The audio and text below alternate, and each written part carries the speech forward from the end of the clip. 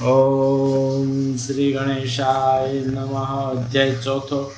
નારદ વિષ્ણુનો નારદનો ઉપદેશ. ઋષય ઊચુઃ સુત સુત મહાપ્રાજ્ઞ વર્ણિતા યદ્ભુતા કથા ધન્યા તુ શાંભવી માયા તદ દિનમ ચરાચરમ. ઋષિ બોલ્યા, હે સુત, હે મહાબુદ્ધિશાળી સુત, તમે અદ્ભુત કથા વર્ણવી છે. શંકરની માયાને પણ ધન્ય છે. જડ અને ચેતન બધું જગત તેને અધીન છે. પ્રભુ શંકરના તે બંને ગણો પોતે પોતપોતાની ઈચ્છાથી ગયા ત્યારે ક્રોધ પામેલા અને કામાતુર મુનિ નારદે શું કર્યું હતું? સુત બોલ્યા, અતિશય મોહ પામેલા મુનિ નારદ તે સમયે ગણોને શાપ દઈ શિવની ઈચ્છાથી પોતાનું સ્વરૂપ પાણીમાં બરાબર જોઈને પણ શિવની ઈચ્છાને લીધે પોતે બોધ ન પામ્યા. પણ વિષ્ણુએ કરેલું કપટ વિચારીને અસહ્ય ક્રોધ કરીને વિષ્ણુ લોકમાં ગયા.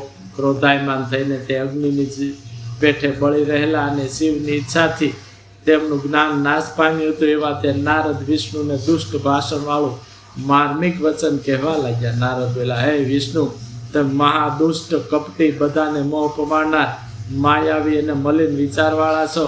તેથી બીજાનો ઉત્સાહ સહન કરી શકતા નથી. પહેલા તમે મોહિનીનું રૂપ ધારણ કરીને રાક્ષસોને દારૂ પાયો હતો, પણ અમૃત પાયું ન હતું.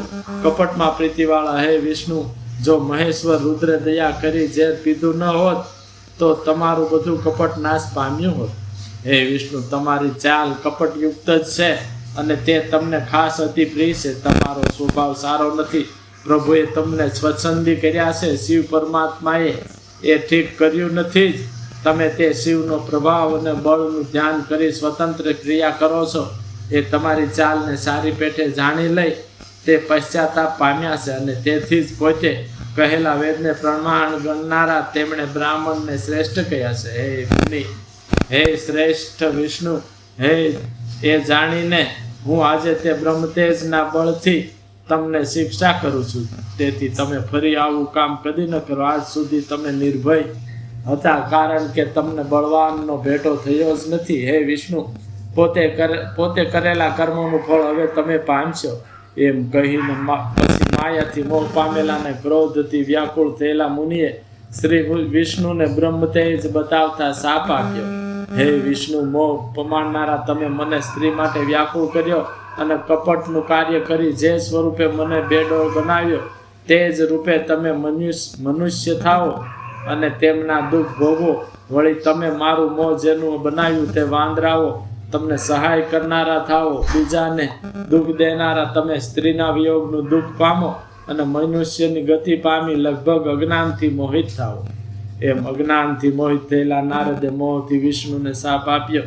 એટલે વિષ્ણુએ શિવની માયાની પ્રશંસા કરી તે શાપ સ્વીકારી લીધો. પછી મોટી લીલા કરનારા શંકરે અતિશય મોહ પમાડનારી પોતાની તે માયાને ખેંચી લીધી કે જેને લીધે જ્ઞાની નારદ પણ એ રીતે મોહિત થયા હતા. એમે માયા અદૃશ્ય થઈ ત્યારે નારદ પહેલાના જેવી બુદ્ધિવાળા જ્ઞાની થયા.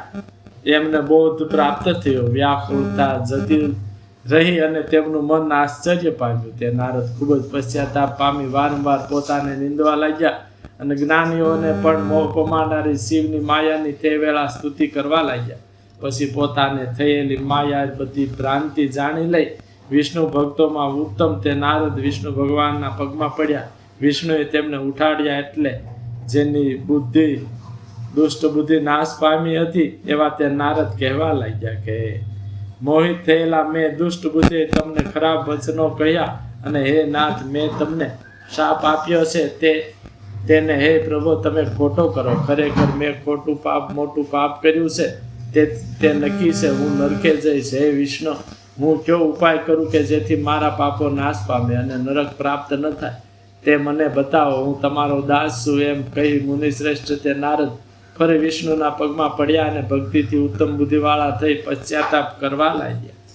પછી વિષ્ણુ ભગવાને તેમને ઉઠાડી સત્ય વસન કહેવા માંડ્યું. વિષ્ણુ ભગવાન બોલ્યા, તમે ખેદ ન કરો. તમે મારા શ્રેષ્ઠ ભક્ત છો, એમાં શંકા નથી. હે તાત, તમારો અવશ્ય અતિશય હિત થાય તે હું કહું છું તે તમે સાંભળો. તમને નરક પ્રાપ્ત નહીં થાય. શિવ તમારું કલ્યાણ કરશે. મદથી મોહિત થઈ તમે શિવનું વચન ન માન્યું, તેથી કર્મના ફળને આપનારા તેમણે તમને આવું ફળ આપ્યું છે. શિવની ઈચ્છાથી બધું બન્યું છે એવા નિશ્ચયવાળી બુદ્ધિ તમે કરો. પરમેશ્વર તે શંકર ગર્વને હરનારા સ્વામી છે. તે પરમાત્મા પરબ્રહ્મ સત્ય ચૈતન્ય અને આનંદમય સ્વરૂપવાળા છે.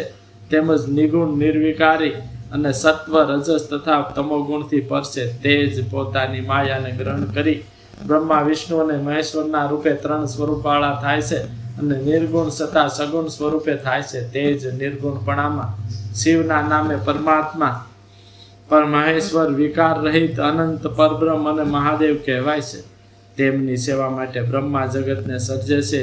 હું જગતનું રક્ષણ કરું છું અને પોતે રુદ્ર રૂપે સદા સર્વનો સંહાર કરે છે. તે શિવ સ્વરૂપે સાક્ષી છે, માયાથી અલગ છે અને નિર્ગુણ છે, છતાં સ્વેચ્છાચારી અને સારી રીતે વિહાર કરનારા થઈ ભક્તો પર કૃપા કરે છે. હે મુનિ નારદ, તમે સુખ આપનારો આ ઉપાય સાંભળો. તે સર્વ પાપને સદા હરનાર અને ભોગ તથા મોક્ષ દેનાર છે. તમે પોતાનો સર્વ સંશય ત્યજી દઈ શંકરનો સુંદર યશ ગાયા કરો અને બીજામાં બુદ્ધિ ન રાખી શિવના 100 નામનું સ્તોત્ર સદા જપો. જેને જપવાથી તમારા બધા પાપો જલ્દી નાશ પામશે. એમ નારદને કહીને દયાળુ વિષ્ણુ ફરી બોલ્યા, હે મુનિ, તમે શોક ન કરશો, કારણ કે તમે કંઈ કર્યું જ નથી. એ બધું મહાદેવે પોતાની ઈચ્છાથી જ કર્યું છે, એમાં સંશય નથી. તેમણે તમારી દિવ્ય બુદ્ધિ હરી લીધી હતી અને તમને કામનો ક્લેશ આપ્યો હતો. એ જ મહેશ્વરે તમારા મુખથી મને શાપ અપાવ્યો છે. એમ તેમણે પોતે પોતાનું ચરિત્ર લોકોમાં પ્રગટ કર્યું છે. તે મૃત્યુને જીતનારા, કાળના પણ કાળ અને ભક્તોનો ઉદ્ધાર કરવામાં તત્પર રહે છે. મને શિવ સમાન કોઈ પ્રિય નથી. મને સુખ આપનાર તે મારા સ્વામી છે અને તે જ પરમેશ્વર મને બધી શક્તિઓ આપનારા છે. હે મુનિ, તેમની જ તમે ઉપાસના કરો, તેમને જ સદા ભજો, તેમનો જ યશ ગાઓ અને હંમેશા તેમનું પૂજન કરો. હે નારદ, જે શરીર, વાણી અને મનથી શંકરને શરણે જાય છે તેને પંડિત જાણો અને તે જીવન મુક્ત કહેવાય છે. શિવ એ નામરૂપી દાવાનળથી મોટા પાપરૂપી પર્વતોનો અનાયાસે ભસ્મ થઈ જાય છે. એ ખરેખર સાચું છે, એમાં સંશય નથી. પાપરૂપી મૂળવાળા અનેક પ્રકારના દુઃખો હોય છે, તે પણ કેવળ શિવના પૂજનથી જ નાશ પામે છે. તે વિના બીજા ઉપાય નાશ પામતા જ નથી. હે મુનિ, જે વાણી, શરીર અને મનથી હંમેશા શંકરને શરણે જાય છે તે વૈદિક પુરુષ છે. અનેક પ્રકારના ધર્મો તેમજ તેમને તત્કાળ ફળ આપનારા તત્પર હોય છે. તેઓને જ શંકરના પૂજનમાં વિશ્વાસ થાય છે. હે મહામુનિ, શિવના પૂજનથી જેટલા પાપો નાશ પામે છે તેટલા પાપો તો જગતમાં હયાત જ નથી. હે મુનિ, બ્રહ્મ હત્યા વગેરે પોતાના માપ ઢગલા પણ શિવના સ્મરણથી ખરેખર નાશ પામે છે. આ હું સત્ય કહું છું. જેઓ શિવનામ રૂપી નૌકા મેળવી સંસાર સાગરને તરે છે તેના સંસારના મૂળરૂપ પાપો નાશ પામે છે, એમાં શંકા નથી. હે મહામુનિ, સંસારના મૂળરૂપ પાપોનો શિવના નામરૂપી કુહાડીથી નક્કી નાશ થાય છે. પાપરૂપી દાવાનળથી તપેલાઓએ શિવનું નામરૂપ અમૃત પીવું જોઈએ, કેમ કે પાપરૂપી દાવાનળથી તપેલાઓને તે વિના શાંતિ થતી નથી. શિવ એ નામરૂપ અમૃતના વરસાદની ધારાઓથી ચોપાસ ભીંજાયેલા લોકો સંસારરૂપ દાવાનળની વચ્ચે રહીને પણ શોક કરતા નથી, એમાં સંશય નથી. રાગ અને દ્વેષમાં રમતા મનવાળા લોકોને શંકર પર ભક્તિ થતી નથી, પરંતુ જેમને શંકર પર ભક્તિ હોય છે તેવા લોકોની બધી રીતે એકદમ મુક્તિ થાય છે. અનંત જન્મોથી જેણે તપ કર્યું હોય છે તેને જ પાર્વતીના પતિ શંકર પર ભક્તિ થાય છે. શિવ પર ભક્તિ થઈ હોય પણ તે જો બીજા દેવ પરની જેવી સાધારણ હોય તો નિષ્ફળ છે, પરંતુ તે શિવની ભક્તિ વ્યભિચાર વિનાની અસાધારણ હોવી જરૂરી છે. જેને શિવ પર વ્યભિચાર વિનાની અસાધારણ ભક્તિ હોય છે તેને જ મોક્ષ સુલભ છે, બીજાને સુલભ નથી એવું મારું માનવું છે. અનંત પાપો કરીને પણ જો મહાદેવ પર ભક્તિ થાય છે તો સર્વ પાપોથી છૂટી જ જાય છે, એમાં સંશય નથી. જેમ જંગલમાં દાવાનળથી બળી ગયેલા વૃક્ષો ભસ્મીભૂત થાય છે તેમ શંકરના ભક્તોના પાપ પણ ભસ્મીભૂત થાય છે. જે હંમેશા ભસ્મથી પવિત્ર શરીરવાળો અને શિવ પૂજામાં તત્પર રહે છે તે પાર વિનાના અતિ ભયંકર સંસારને અવશ્ય તરી જાય છે. શંકરનો સેવક બ્રાહ્મણનું ધન લૂંટીને કે ઘણા બ્રાહ્મણોને હણીને પણ પાપથી લેપાતો નથી. પૂર્વના પંડિતોએ બધા વેદો તપાસીને આમ નક્કી કર્યું છે કે શિવનું શ્રેષ્ઠ પૂજન જ સંસાર નો નાશ કરવાનો ઉપાય છે. હે નારદ, આજથી માંડી તમે કાળજીથી સાવધાન થઈને વિધિપૂર્વક પાર્વતી સહિત સદાશિવ મહેશ્વરનું નિત્ય ભક્તિથી ભજન કરજો. પગથી મસ્તક સુધી આદર સાથે ભસ્મથી બરાબર લેપન કરી સર્વશ્રુતિઓમાં સંભળાતો શિવનો ષડાક્ષર મંત્ર જપ્યા કરો. શિવને પ્રિય એવા રુદ્રાક્ષોને બધા અંગો પર અતિ સદભક્તિથી વિધિપૂર્વક મંત્ર સહિત તમે ધારણ કરો. શિવની કથા હંમેશ સાંભળો અને શિવની કથા હંમેશ કહો. તેમજ અતિશય કાળજીથી શિવના ભક્તોનું પૂજન કરો. પ્રમાદ રાખ્યા વિના એક શિવને જ શરણે જાઓ, કારણ કે શિવ પૂજા કરવાથી જ નિત્ય આનંદ મેળવાય છે. હે મુનીશ્વર, શિવના પવિત્ર ચરણ કમળને હૃદયમાં ધારણ કરી પ્રથમ તો શિવના તે તીર્થોમાં તમે ફરો. પછી શંકર પરમાત્માનો અતુલ મહિમા જોતા તમે શંભુને પ્રિય એવા આનંદવનમાં જાઓ.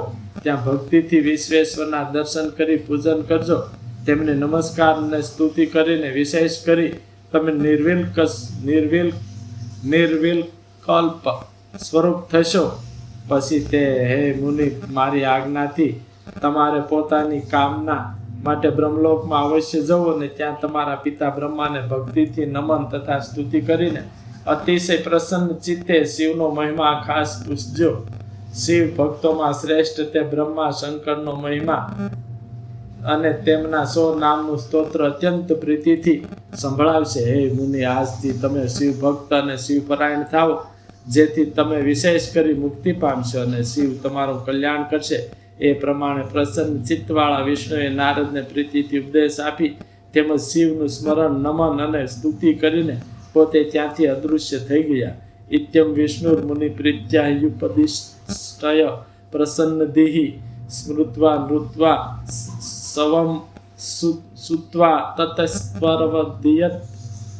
ઇતિ છે શિવ મહાપુરાણમાં બીજી રુદ્ર સંહિતામાં પ્રથમ ખંડમાં સૃષ્ટિના ઉપાખ્યાનમાં નારદને અપાયેલા વિષ્ણુના ઉપદેશનું વર્ણન નામનો ચોથો અધ્યાય સમાપ્ત. બોલ મહાદેવ કી જય.